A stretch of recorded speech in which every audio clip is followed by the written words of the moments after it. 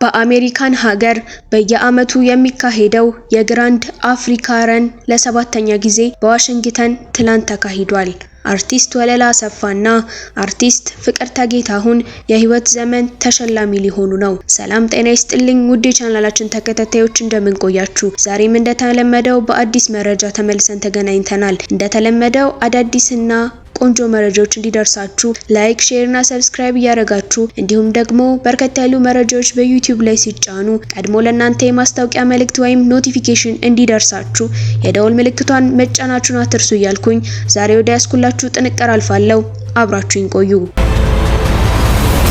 በአሜሪካን ሀገር በየዓመቱ የሚካሄደው የግራንድ አፍሪካ ረን ለሰባተኛ ጊዜ በዋሽንግተን ዛሬ ተካሂዷል። በኖቫ ኮኔክሽን በየዓመቱ የሚካሄደውና ዘመናዊ መኪና የሚያሸልመው የግራንድ አፍሪካን ረን በህፃናት የ1 ኪሎ ሜትር እንዲሁም በአዋቂዎች የ5 ኪሎ ሜትር ውድድር ለማድረግ በሺዎች የሚቆጠሩ የዲያስፖራው ማህበረሰብ አባላት ተሳትፈዋል። ትላንት ኦክቶበር 11 ሩጫው በደማቅ ዝግጅቶች ተከናውኗል። በወንዶች የ5 ኪሎ ሜትር አሸናፊ ግርማ በዳዳ፣ ዋሌ ዮሐንስ ሁለተኛ፣ ነጋ አበበ በቀዳሚነት አጠናቀዋል። የ$250 አሸናፊ ሆነዋል። ቴሌብር ለእድለኞች ወደ ሀገር ቤት የሚልክ 150,000 ብር ሽልማት ለእድለኞች ሰጥቷል። ዛሬ ኦክቶበር 12 ቀን 2025 ለታዋቂ ግለሰቦች እውቅና የሚሰጥበት የሽልማት መርሃ ግብር በሀገር አሜሪካ ዋሽንግተን ዲሲ ከተማ ይካሄዳል። የኖቫ ኮኔክሽን ማኔጂንግ ዳይሬክተር ፕሮፌሰር ጋሻው አብዛ በሰጡት ጋዜጣዊ መግለጫ ላይ ተቋማቸው በእነዚህ ሁለት ፕሮግራሞች የዲያስፖራ ማህበረሰቡን ማገልገል በመቻሉ ትልቅ ክብር እንደሚሰማው ገልጿል።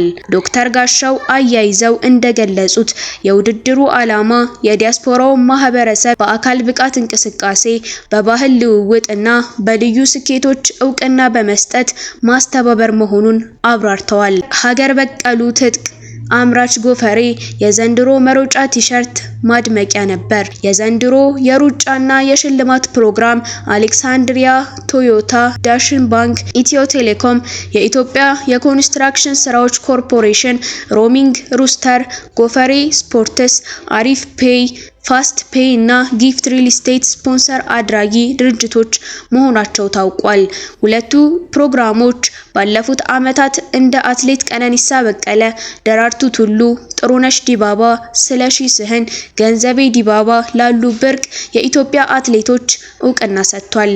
ከዚህም በተጨማሪ እንደ ዝነኛው አርቲስት ኤኮን፣ ጋዜጠኛ መዓዛ ብሩ፣ አርቲስት ቴድሮስ ካሳሁን ወይም ቴዲ አፍሮ፣ አቶ ግርማ ዋቄ፣ አርቲስት ሙላቱ አስታጥቄና አርቲስት አስቴር አወቀ ላሉ ታዋቂ ግለሰቦች እውቅና ሰጥቷል።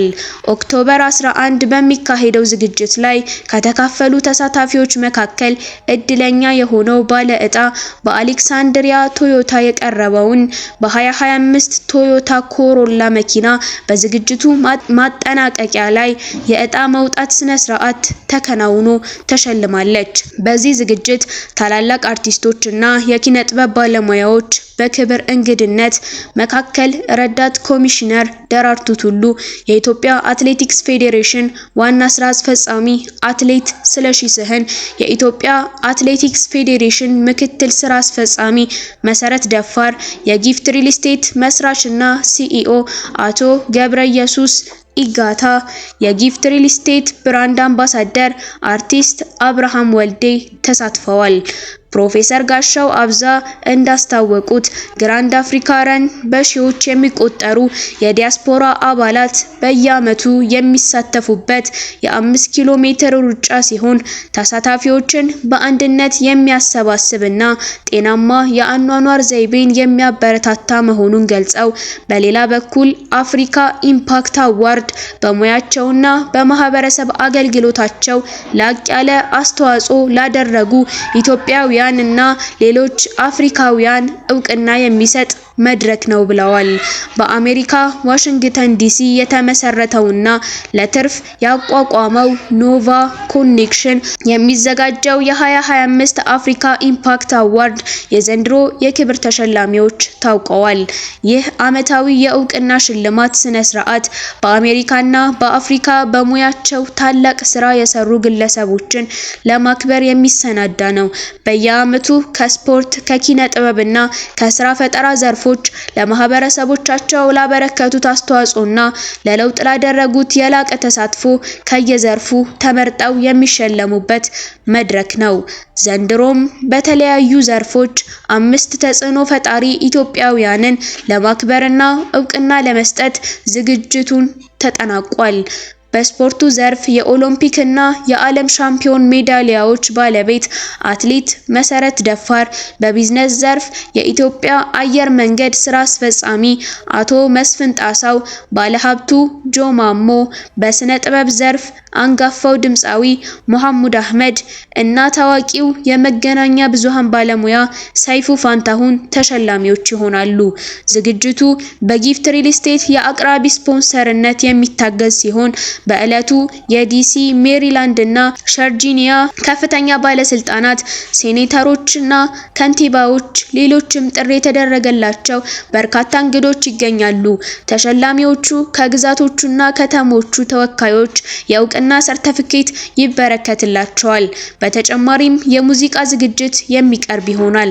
ዝግጅቱ በሜሪላንድ ስቴት ሲልቨር ስፕሪንግ በሚገኘው ሲቪክ ህንፃ ኦክቶበር 12 ምሽት በርካታ ታዋቂ ግለሰቦች፣ ተጋባዥ እንግዶች እና በርካታ የመገናኛ ብዙሃን ባለሙያዎች በሚገኙበት ዛሬ ኦክቶበር 12 ቀን 2025 ይከናወናል።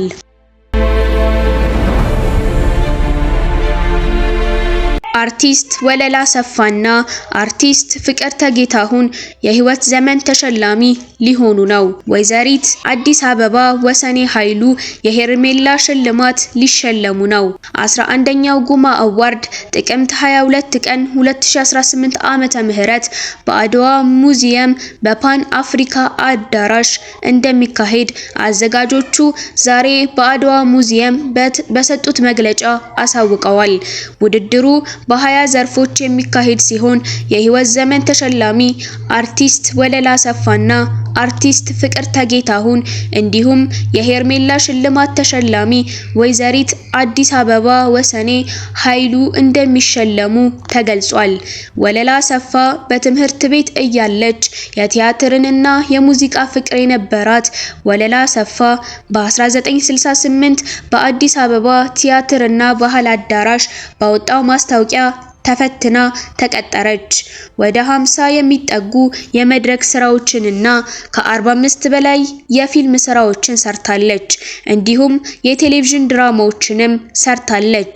ከቲያትር ስራዎቿ በጥቂቱ እሳት ሲነድ፣ መልእክተ ዛድር፣ እንቆቅልሽ፣ ጉዲፈቻ፣ ክብረ ንክ፣ የተቃጠሉ ገጾች፣ ሮሃማ፣ አስክሬኑ፣ ስለ ፍቅር፣ የአዳም ገመና፣ ከቴሌቪዥን ድራማዎች ደግሞ በጥቂቱ ባለጉዳይ፣ ስብሰባው፣ የቢሮ ቱሪስቶች፣ የጎዳና አበሳ፣ ሃና ይገኙበታል። ፍቅርተ ጌታሁን በ1948 ተወልዳ በጣሊያን ሰፈር ያደገችው ፍቅርተ የመጀመሪያ ደረጃ ትምህርቷን በዳግማዊ ሚኒሊክ ትምህርት ቤት ተማረች። 1965 በአዲስ አበባ ቲያትርና ባህል አዳራሽ ተፈትና ተቀጠረች። ወደ 50 የሚጠጉ የመድረክ ስራዎችንና 45 በላይ ፊልም ስራዎችን ሰርታለች። እንዲሁም የቴሌቪዥን ስራዎችም አሏት።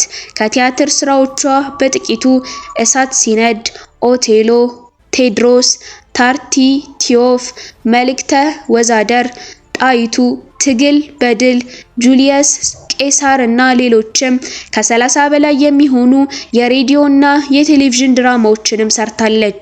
ከፊልም ስራዎቿ በጥቂቱ ጉዲፈቻ፣ የተከበረችዋ በዋና አዘጋጅነት፣ ሰዳሪው በዋና አዘጋጅነት፣ የትናንት አበቦች ረዳት በመሆን፣ የከርቸሌው ዘፋኝ ረዳት በመሆን፣ የምሽት ፍቅረኞች ረዳት በመሆን፣ ወጣትነት ረዳት በመሆን፣ ቀስተ ዳመና ረዳት በመሆን በተጨማሪም በአዘጋጅነትና በረዳትነት ሰርታቸዋለች።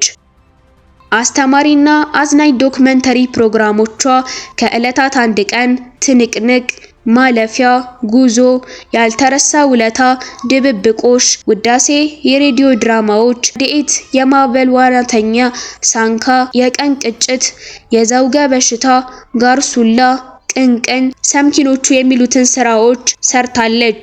ለዛሬ ያስኩላችሁ ጥንቅር ይህንን ይመስል ነበር። በቀጣይ በሌላ መረጃ እስከምንገናኝ ደህና ቆዩ።